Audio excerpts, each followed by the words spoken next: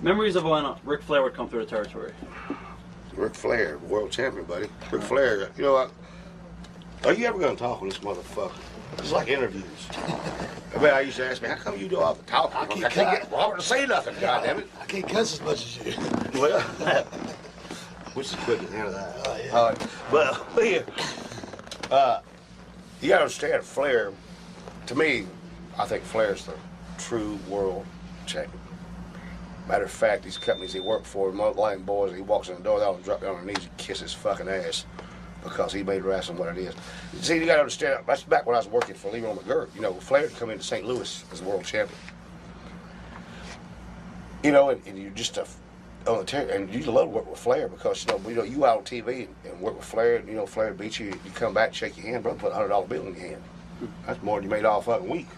That's the things that Flair done. But going on as Flair's, matter of fact, he's the one that seen us in Louisiana and went back and told Jimmy Crockett. And you know, that's when Jimmy Crockett came down to Superdome and watched us wrestle. Flair's the one that went back and told him, there's a fucking tag team down there you need to get, dude. Yeah. That was basically my next question, how you guys got into the NWA with Jim Crockett. Well, that's right there. The same night at the Superdome. Yeah, we're sitting right there. Muhammad Ali was there that night. And, you know, when Muhammad Ali come in, he had a Raj with him, you know what I'm saying? Right. Me and my little boys in college now, pitches baseball in college. You should tell how old I am. He's sitting in the floor playing with trucks. And these little cars, right. Muhammad Ali walked right in and sat in the floor with him and started playing with him. Remember that? It was the dumbest thing I ever seen in my life, bro. I mean, just my kid taking care of him. But I noticed Flair, not Flair, because he was on the side of kayfabe. A guy walked the other time. He stood over in the corner. I didn't know who the hell he was. Did you? I never met him before in my life. I'm sitting there playing, and everybody cleared out. And everybody cleared out. He walks says, I came from Charlotte, North Carolina, to watch you two wrestle.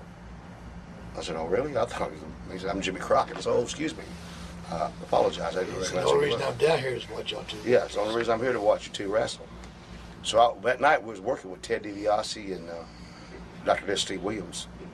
So I told him, I went back in the corner, I said, Ted, Doc, I says, man just walked the dressing room over, his name Jimmy Crockett. He come to watch us wrestle night. Ted said, yeah, we're going to give him his fucking money's worth too. Brother, it's 40,000 people, and we went out there, and I mean, buddy, that Ted DiBiase and that Doc, that brother, you could never make another finer print of a $1 million bill on what them guys made us that night. And we walked out of that dressing room, Jimmy Crockett standing there, and he just shook his head and said, my God. He said, man, I've never seen nothing like that. He says, what you make here, I told him, he said, I promise you to be doubled, and I'll give you the biggest push. That's when he's taking over TBS. And we won the world titles. We started for him 2 weeks later. Right. Were you surprised they gave you the tag titles on the first night in? Nah, we knew it. Well, we knew it. Our first day in there, they called us at the office, what Dusty did. And he said, and I got to set my hats off, he told you the way it was. Dusty says, it's like a football team here, you guys are my quarterbacks. He said, as long as you you're my running backs, as long as you carry the ball, you're the running back. And buddy, we took it, and we fucking shot off. We broke all the records they had in Charlotte for 50 years. Oh, yeah. How was Dusty Rhodes as the booker initially, when you first came in? Well, a lot of people knock Dusty, too.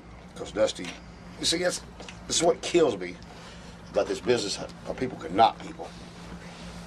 Because, you know, they say, well, Dusty's doing this right here. When Dusty found a tag team, you know, when Booker wants something done in his head, he knows what it's going to do to draw money. Then you look around around your dressing room, and who can do that? Well, that's one thing that me and Robert can do. When he had something in his head, and he would tell us, I would know what I could vision myself to do what he's doing, and it draws money. But see, the reason Dusty didn't push himself, he wanted to draw money. He knew what he wanted to do. Well, fuck, there's nobody else could do it. But he done it himself, and it sold out. So, I mean, you got to say it was good. Me and Robert carried the ball, he pushed shit on us. We said all kinds of shit. You know, he had us set up and all kinds of shit. You know, he was, to me, a lot of people don't like him, but he touched me, brother, and I seen stars. You know what I'm saying? Right. He made stars out of us. He made stars out of me and Robert. Bigger than what we were. Matter of fact, he made us like rock and roll stars. He damn sure did, buddy. I mean, we lived in Charlotte, North Carolina, and after we got over on TV, brother, the damn where I lived out in Indian Trails, the police had to come sit out front of my house. I'd wake up and goddamn morning, be 50 people out in my front yard. I mean, just out there. They steal your goddamn floor mats, your tags off your cars, your lounge chairs. You know, I remember one time my wife wanted to go to the mall. Well, she was getting mad. God damn, we can't do that. So I pulled my hair back in the ponytail, put it up under, put a baseball hat on, sunglasses, put on a pair of overalls. Right when I walked through the fucking door, Ricky Morton. That quick, you know, we was over, buddy. Robert and I both were. Couldn't even go to the fucking store, dude. But I loved it. Still went anyway. What was the locker room like in the NWA when you first got there? They was kind of leery of us. You know, you had the people that's already been there, like Magnum TA. You know, they didn't know what. Magnum was in Louisiana with us. He knew what we could do. Right. But we went out and worked with Ivan and Nikita. No, it was Ivan Crusher. Barry Durso at the time. Nikita, he couldn't, because we went, like, our first match there, we went like 55 minutes on TV. That was at Shelby, North Carolina. The air conditioners, it had to be 130 in the ring. Nikita would have blown up before he got to the ring. So we, you know. Never wrestled Ivan or Crusher before. And see, and Dusty, that's the thing. Dusty said, at this end, I want to finish when you come off something behind. That's when back then I called it the horses. When they threw me out of the ring, I jumped up on his neck and went over. It's a finish. And Brother Summers executed perfect. What a match we had with him. Fuck. We never worked with him before. You know, but when it went on first time on TV, went out there and went 55 minutes. You know, they knew right there. When 1, 2, 3, and I walked back to that dressing room and there's Jimmy Crockett and them there. I knew right then that, motherfucker, we were over. I mean, we executed our job to the perfect thing. Perfect thing. You know. Drew a lot of money. After that, but you know, it's like you had the A team and the B team. Right. But me and Robert, but the A team was all your big stars. You know what I'm saying? But me and Robert were you would say the B team, but goddamn, you get mad, people be madder than hell if they wasn't on the same card me and Robert were. Oh, I'm telling you, they go to the office and complain. You know, it's like, bro, we sold out, we went. We all made money. It's like, you ask Paz Watley and guys like every day, said, God damn, I'm making $2,000 a week to open a match. Yeah. You know? And that's like Rocky King. Yeah, Rocky King made a living off me and Robert. Yeah, back then they said, put us on the B team. Yeah, you know, Rocky King, you know, he drove me and Robert around. We paid him. Hell, he bought a new car, house. He just drove us around, you know? It was good. And so he was at every town. So then he's like, goddamn, if you're going to be here, you might as well work. So they put him on card every night because he drove me and Robert around. I love Rocky King, man. He's a nice guy. Memories of your match at Starrcade 85 in the cage with the Russians. That was in Greensboro, wasn't it? I think so. Yeah, it was a tough cage match there in Greensboro. Ivan, Nikita, Barry. I remember that last move they had me up on the shoulders to come off that chain. Hit me across the neck. I think they did 3 somersaults. Threw you off the top of the cage. Threw me off the top of the cage and Marks were trying to throw me back in. My memories about it is that's when business was business. And you gotta understand you had to go out there and do the bet. You know, Greensboro was one of our favorite towns. I mean, you watch some of them old tapes, man, it's sold out and all you can hear is rock and roll. Yeah. It's not only the memories about being with the Russians, it's the memories of the territory. It was so much fun, man. It was fun. The business was fun. And then I guess Jim Cornette came in with Bob Eaton and Dennis Condrey. Yeah. Well, see, you set that up like that right there. You know, see, that's what's wrong with this business today. You know, and it's one thing I like to say out here to promoters. Robert, I know this business. You understand? We know it. I mean, we like to have a job in the office somewhere because, you know, we have ideas too. We ain't lost. I mean, we still work every night, but we still work. Matter of fact, in our independent shows, we still pack them out. But see, you got to understand, it's telling that storyline is what they got away from, is you got to have your heel team here. It's like a pyramid, the babyface team here. But see, at the time that we was wrestling the Russians at the top of that pyramid, they was building the Midnight Express up there to it. Right. Telling that story. And let me tell you, and that's one thing I say about Dusty, they beat every baby face there was, and even Dusty, getting them ready for us. And we beat every heel team. boom, boom. You know, Dusty put them over. Magnum and put them over. You know, they was the tag team, Magnum and Dusty. They beat them. Boom, boom, boom. And when they got to us, you see what I'm saying? Right. At the top of that pyramid, it blew off. I said, that's what they don't understand today about this business. You know, it's like, I watched WCW before, you know, and I ain't trying to say that I could save the whole goddamn thing, but at least I could have got people watching their TV show because they had the talent there. Some of it. They had the talent there, they just wasn't using it right. You know, instead of Eric Bischoff going out there putting himself over, understand our business and how to work that angle. Another thing is to take time and teach the guys how to work.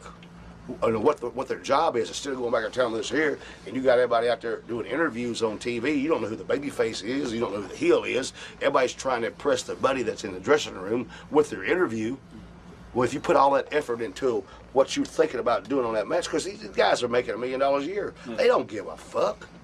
Because back when we was doing it, but we got paid for how many asses did we put in those seats? They didn't give a fuck. Goddamn, you know, you go out there and work, man. Look at my bones sticking out my hands and arms.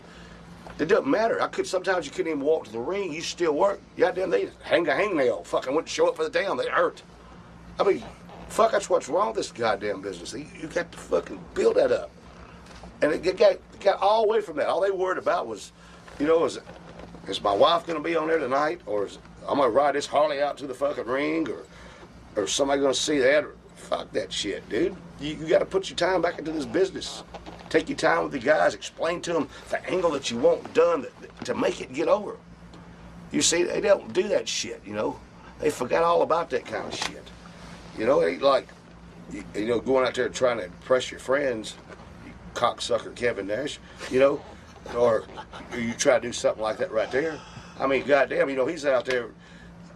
I mean, he's still saying, well, I get myself over by beating this motherfucker. He should have went to the ring. Goldberg beat his ass in 30 fucking seconds.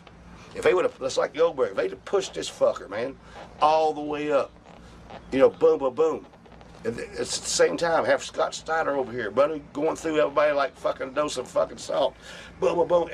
And when they met, well, they'd draw big money. Definitely. I mean, they would have drove, I would say that. Because they had Scott Steiner over, Brother Weeds over like Summits, and Brother looks unbelievable. Matter of fact, I seen him at the airport today. Don't take it high. Yeah. And he's boom. If they would have built that right there, that had built this Goldberg up there, and see at the same time, Goldberg had to beat every heel they had in the territory. You understand what I'm saying? Right. Every one of them. And Scott Steiner's got to beat every babyface, including Sting, Luger. He's got to beat them. You know, I watched Sting and Goldberg go out on team and do some kind of disqualification, some kind of bullshit finish. Guys, this business, you got to understand, you're making $1 million a year. It don't make it shit. This guy had potential. He had the fucking franchise right here. Put his ass over. It should have been your job to put him over. Don't worry about if it's going to make you look good. And I'm not trying to fucking knock you guys. That's why you're $100 million in the hole. Please understand that. Please understand this is our business. This is what me and him sacrificed our life for. You guys never went up and down the road 350 miles every day of your life. You know, trying to learn and learn and listen and what. Goddamn, you're at home. My hat's off to you for having the money. You know, we was just a little bit too early before you guys, you know. It ain't like, you know, you say anything you want to about us. But one thing that we do know, we know this business, and if you would have done it that way, I mean, it's too late now to, you know, cry about spilt fucking milk, but understand, this is a business. It's a goddamn business. It's not your showground, your playground. Fuck, dudes. Smarten up, goddamn. Sorry, Hoop. All right, go ahead.